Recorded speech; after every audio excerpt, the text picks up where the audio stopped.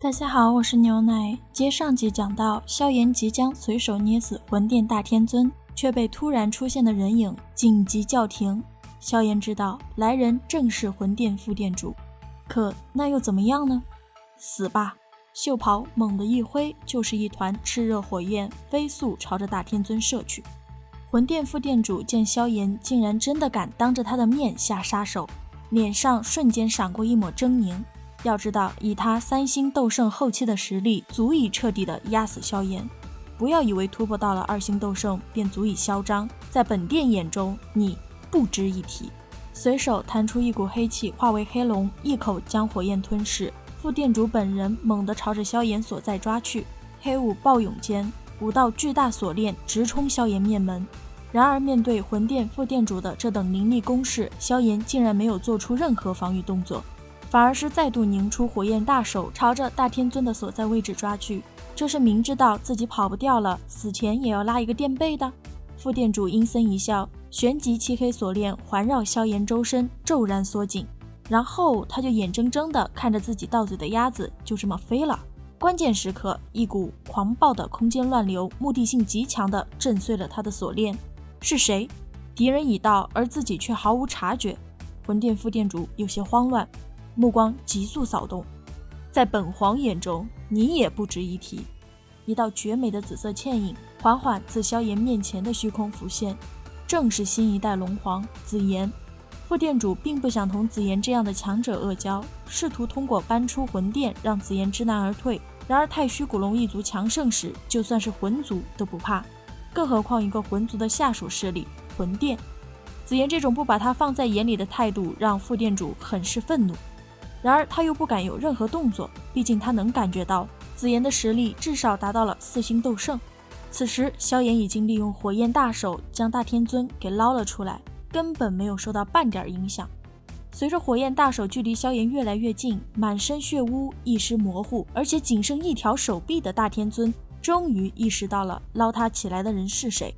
于是在他距离萧炎仅剩不到10丈距离时，他的身体突然膨胀了。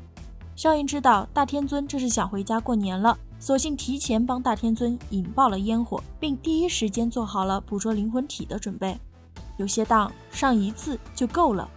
魂殿副殿主见萧炎反应如此迅速，当下就想紧急救援一下自己的大将。紫炎怎么可能让他有这样的机会？玉手飞快地结出一道印诀，就在其身体之外凝聚出一道暗金巨龙，是太虚古龙王族。魂殿副殿主被紫炎截住的第一时间，大天尊的灵魂体也已经被萧炎捉住塞进了瓶子里，并顺手设置了一道灵魂封印，眼睁睁地看着萧炎将大天尊丢进纳戒。魂殿副殿主觉得自己的人格受到了侮辱，身形猛然暴退的同时，捏碎了一道银色玉简。该玉简本来是能用来传送同伴紧急救场的，只可惜紫炎早有准备。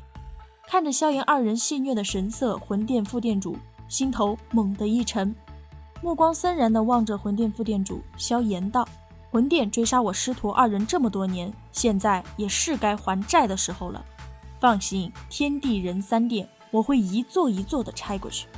望着这满目苍夷的封闭空间，魂殿副殿主深吸了一口气，表示这些年来魂殿所做的唯一错事，就是未能早早将萧炎扼杀在摇篮里。不过没关系，限制魂族不能贸然出手的破规定很快就将不复存在，而那时便是萧家与天府联盟彻彻底底毁灭之时。语毕，魂殿副殿主森然一笑，随后引爆自己的身体，撕开此处的空间乱流就跑路了，丝毫不管人殿余下之人的死活。魂殿副殿主的这番操作将萧炎他们雷得不轻，还以为他要放个大的，没想到他拉了一坨大的。不过想来也是比较合理的，左右不过换具身体的事。算了，跑了便跑了吧，反正小仇也报了，人殿也拆了，为联盟立威的目的也达到了，甚至还收获了海心燕和大天尊的灵魂。这般想着，萧炎的手指轻抚着纳戒，淡淡一笑，随后交代紫炎顺手将其余的人都给收拾了。至于古幽，看着别跑就行，而他自己呢，则手握玄重尺，一尺子将巨殿劈成了2半。这一尺下去露出的内力简直让人头皮发麻，无数的黑色锁链尽头挂满了灵魂光团。萧炎还有什么不明白的？魂族的这些混蛋完完全全就是在将灵魂当作养料，挥手间将那些锁链全部销毁。萧炎冲着那些从茫然转为狂喜的灵魂体们道：都走吧，不要再让魂殿抓到了。话音落，无数灵魂齐齐朝着萧炎跪伏而下，随后才呼啸着冲出空间屏障。望着那些重获自由的灵魂体们，萧炎忍不住地摇了摇头，随后便欲转身离开。突然他感觉到了一种奇怪的波动，随着波动找到源头，竟然是一团半丈大小的灵魂本源。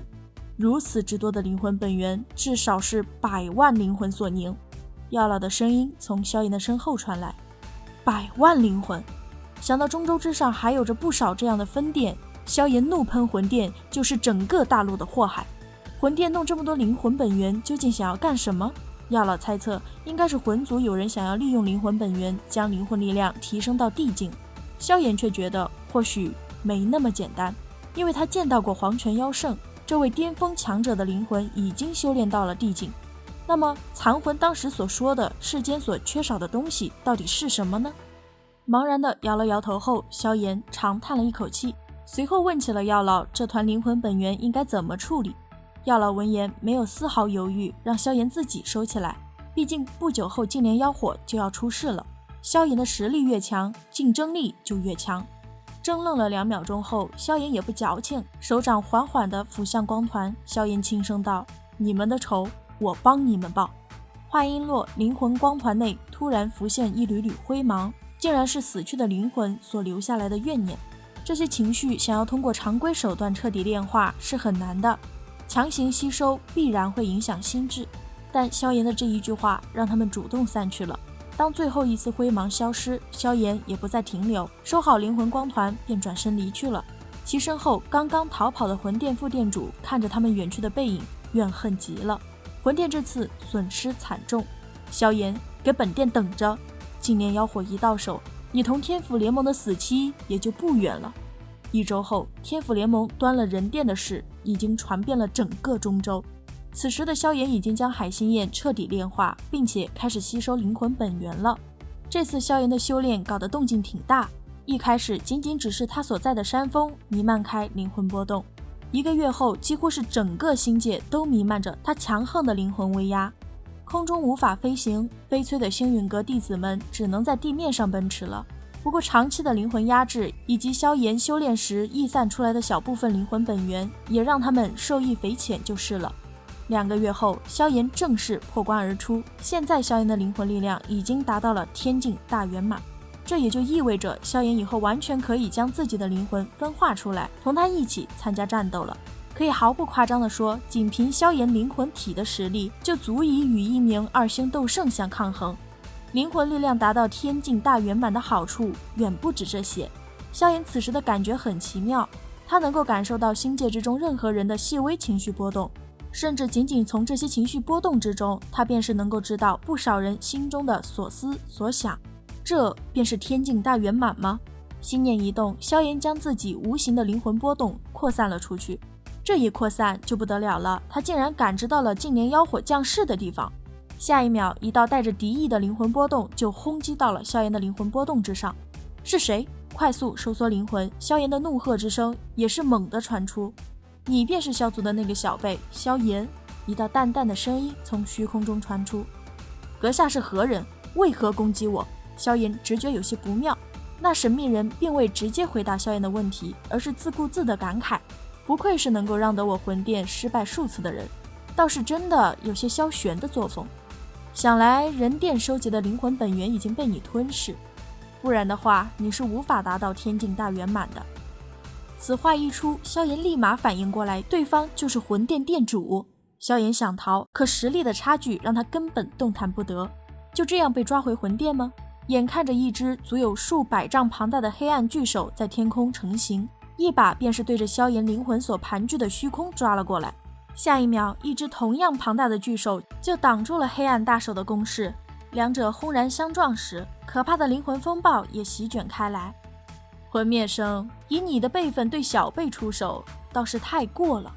一道苍老的声音淡淡的道。出手被阻，那魂殿殿主很是愤怒，当下怒喷。老鬼，你果然也在窥视禁炼妖火。半晌后，那苍老的声音才缓缓答道：只是不想让它落在你魂殿手中而已。语毕，那老者传音让萧炎离开，并顺手将萧炎的灵魂推回了本体。猛地睁开双眼，萧炎的额头冒出了许多的冷汗。而距离星陨阁数万里之外的平原上，一个约莫10来岁左右的木牛童子正悠哉地躺在牛背上，发出不符合他这个人设的感慨。妖火出世，又是免不了一番惊天争夺啊！好了，本期分享就到此结束喽。视频都看到这里了，给牛奶点个赞吧。订阅了的朋友记得开启小铃铛哟，这样就不会错过牛奶的更新啦。感谢您的耐心观看，拜拜，下期再见。